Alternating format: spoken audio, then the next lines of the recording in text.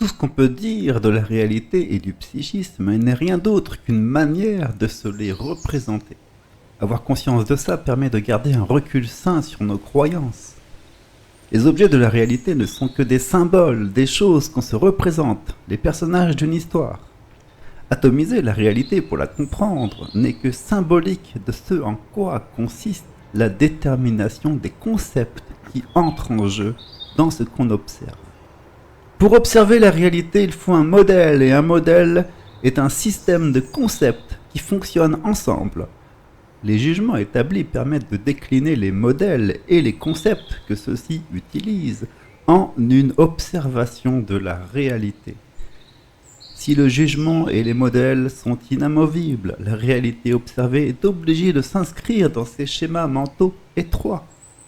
Le problème est que si ces schémas sont insuffisants pour contenir la réalité, alors il ne reste qu'à s'efforcer de tout faire rentrer dans des cases, à moins d'admettre l'existence de paradoxes. Les paradoxes sont les symptômes d'un modèle qui s'avère en réalité insuffisant. Les paradoxes n'existent pas dans l'univers, seulement dans le cadre étroit de schémas mentaux étriqués. Face à des paradoxes, ce sont les concepts ou les modèles qui utilisent ces concepts, ou les jugements qui élaborent ces modèles, qui doivent être réévalués. Lorsqu'un modèle est insuffisant pour contenir la réalité, elle est floue, confuse, abstraite. Et c'est là que ça devient intéressant. Lorsque la perception de la réalité est floue, on est obligé de renier, négliger, ne pas tenir compte de caractères de la réalité qui ne sont pas tolérés par le modèle psychique.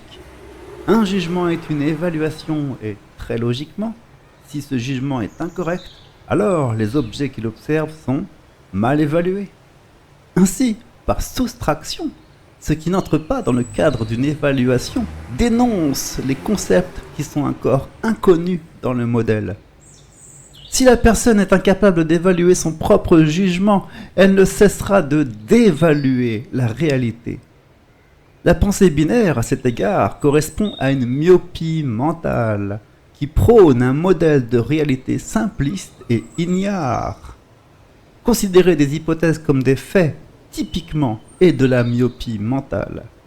Ne pas faire la différence entre différents niveaux de probabilité, tout mettre dans un même sac, écraser les différences, ne pas avoir le sens des proportions, est de la myopie mentale. Le niveau d'abstraction de la réalité est déterminé par le rapport entre la complexité du modèle et la complexité de la réalité observée. C'est ce qu'on appelle le niveau d'entropie. Un modèle simple convient à des choses simples, mais explose sous le poids d'une réalité complexe.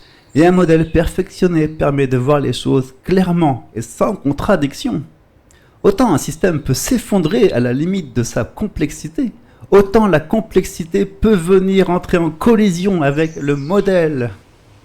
Le niveau d'abstraction de la réalité, et ça c'est le terme le plus important, c'est-à-dire l'entropie du système, peut être évalué facilement en observant les réactions associées à la façon de classer et de comprendre la réalité. Et on vous laisse avec ce petit schéma pour visualiser tout cela.